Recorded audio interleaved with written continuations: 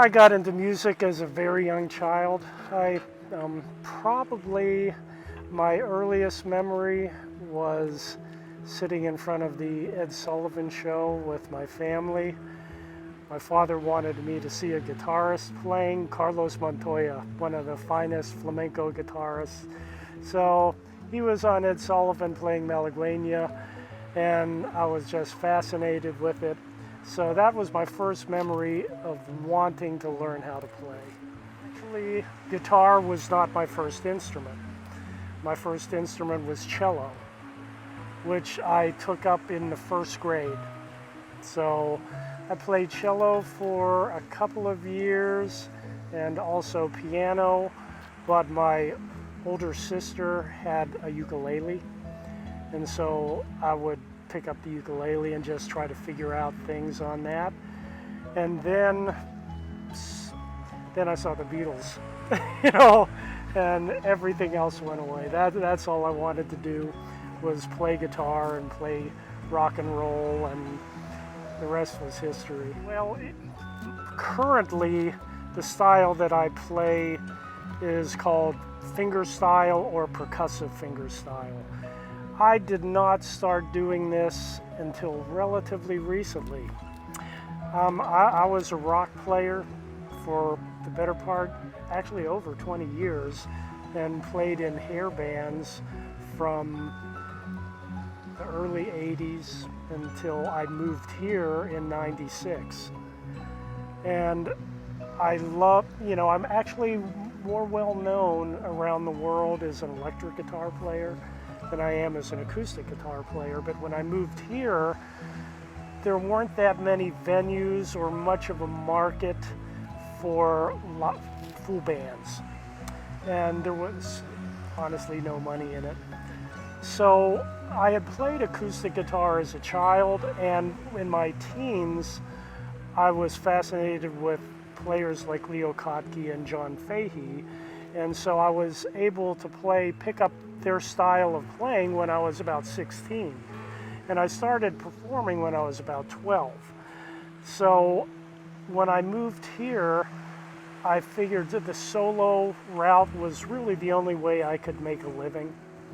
And so I just, when I first moved here, I was doing a lot of looping. I brought like the first looper here to the island and was doing live looping. And that just kind of evolved into what I'm currently doing. I did 4 CDs when I moved here of all the Latin and Nuevo Flamenco, Middle Eastern, Spanish sounding music. And when I did that live, I would live loop, or I had backing tracks of my own CDs that I did mixes without the guitar. And I just got kind of frustrated with not having a band and just using backing tracks. And I started building guitars. So a friend of mine was building guitars, and he tried for years down here to get me to build one. And I was playing predominantly nylon string flamenco guitars. And he's like, why don't you build a steel string? And it's like, okay. So for about 5 years, I built my own guitars, and that evolved into my playing steel string guitar. And now it's honestly the most challenging form of music that I've played thus far. I'm doing a style that you use a lot of open tunings. I use 10 different tunings in the course of a night. So you have to approach the instrument differently every time. And I'm able to do like a bass line and the rhythm and a melody and the percussion at the same time. So it's a very challenging form. And I'm just trying to take it to as high a level as I can get. That's kind of my thing, is I don't want to stand still playing music and kind of rely on the same style that I have done for years and years.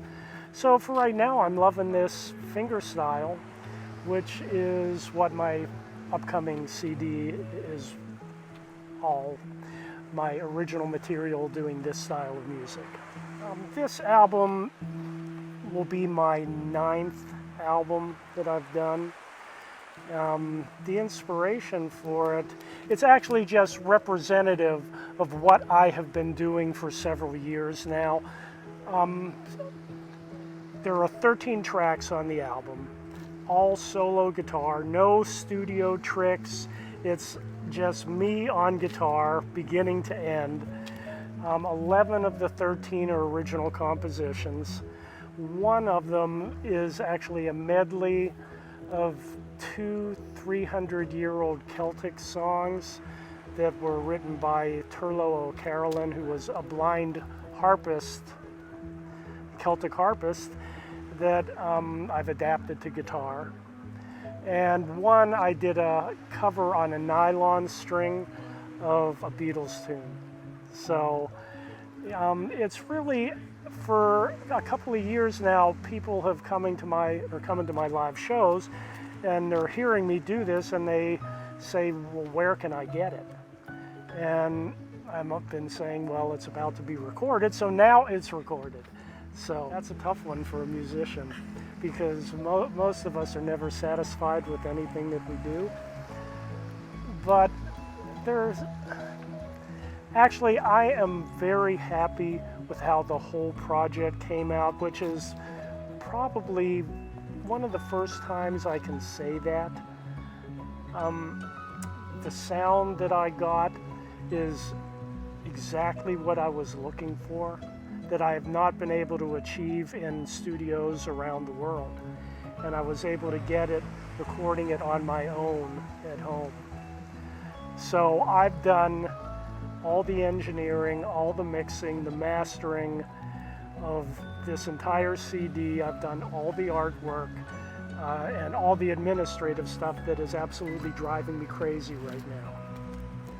But I have to say, there's not one song in particular that I go, wow. Maybe the title track. The name of the album is Aphrodite. And the title track, it has several different kind of movements to it.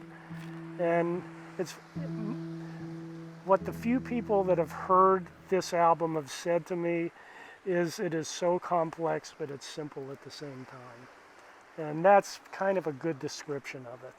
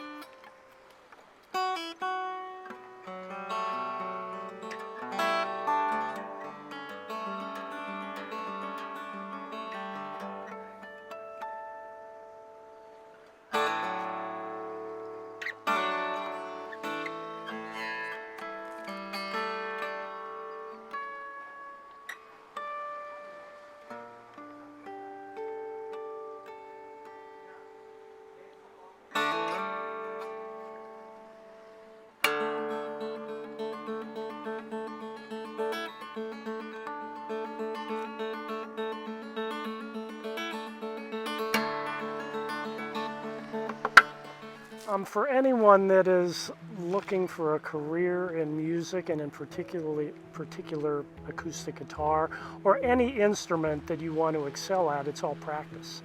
It's like you sacrifice a lot of your life to get to the point where you can perform and feel comfortable doing it. And it's all about confidence, and confidence you get by repetition and getting to the point where playing music is not a thought process anymore.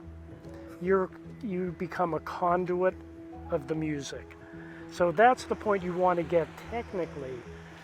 To actually be successful in the music business, it all takes perseverance. And one, you have to not give up ever, and because you're going to get knocked around really badly. And not only that, is you have to become a business person and a marketer and a PR person. The music industry now is a lot different than it was when I started doing it. And it's hard to make a buck doing it. And with this new project, I'm used to like having a product, having a physical CD or a vinyl record. And the more people I talk to, no one owns a CD player anymore. I don't even own one anymore. So it's all about digital downloads and streaming. And to be perfectly honest, streaming doesn't make you very much money. Last I looked, if you're on Spotify, you get 1/3 of a cent for a stream. So it's a tough way to make a buck. Most of your money is going to come from live performance. Live performance and merchandise if you're actually playing at a much higher level. So you have to persevere and you have to want it so badly I knew from the time I was 9 years old that this is what I wanted to do, and I've made my living playing music my entire life. So I'm grateful for that, but I don't have a 401k, and I have to constantly change what I'm doing to keep people interested and keep myself interested. So the biggest thing is practice and persevere. That's my suggestion. How can they find this CD and all my other work? Now for, my self-promotion, which I'm terrible at, you can go to my website, stevenkatzmusic.com, and all my products are there. All of my CDs and albums are all available on pretty much every platform. So, you'll be able to find them on Apple Music, on Amazon Music, Spotify, pretty much every platform. I would love for people to be directed to 2 places to download it, and that would be directly from my website, stevenkatzmusic.com, or for Bandcamp, which is stevenkatz.bandcamp.com. And both of those places, I actually make more off of that than any of the other places, which is a big consideration. I'm hoping that I'm able to at least make about $2 an hour for the work I put into it. But it'll be available on October 3rd. And as of tomorrow, I'm going to make it available for pre-sale on both Bandcamp and my website. And on Bandcamp, if you buy it ahead of time, you'll get to download 2 of the tracks immediately and be able to stream them on that site forever. And then the rest of it will be available on October 3rd. The way it works with streaming sites, they don't allow you to make it live until the day of. So it might take a couple of days for some of the sites to have it live for streaming, but I have, I'm ready to pull the trigger on most of them. But Pandora might take a couple of weeks for them to get that together. But in general, at any platform, you'll be able to find it. And, I would appreciate any feedback that you can give me. And, of course, I hope you love the music.